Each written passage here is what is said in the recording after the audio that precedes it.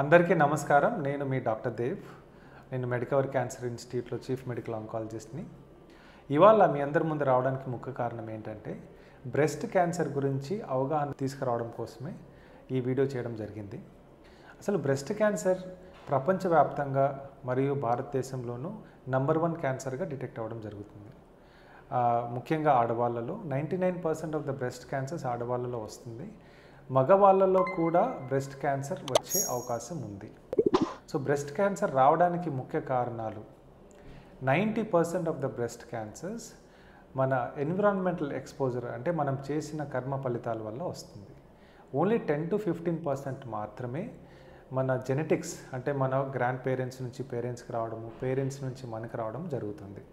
ఆ genetic ఫ్యాక్టర్స్లో BRCA1, BRCA2 మరియు PALB2 mutations వల్ల ఎక్కువగా రావడం జరుగుతుంది. ఇప్పుడు స్పోరాడిక్ ఫ్యాక్టర్స్ తీసుకుంటే మన శరీరంలో ఈస్ట్రోజన్ లెవెల్స్ ఎక్కువ అవడం వల్ల బ్రెస్ట్ క్యాన్సర్ వచ్చే అవకాశం ఉంది.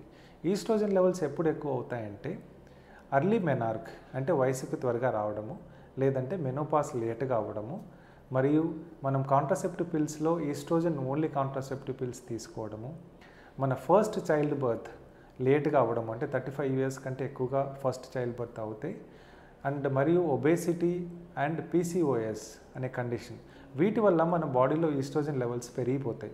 దీనివల్ల బ్రెస్ట్ క్యాన్సర్ వచ్చే అవకాశాలు ఎక్కువగా ఉంటుంది. ఇవి కాకుండా ఒబేసిటీ వల్ల కూడా మన బాడీలో ఈస్ట్రోజన్ లెవెల్స్ పెరిగే అవకాశాలు ఉన్నాయి.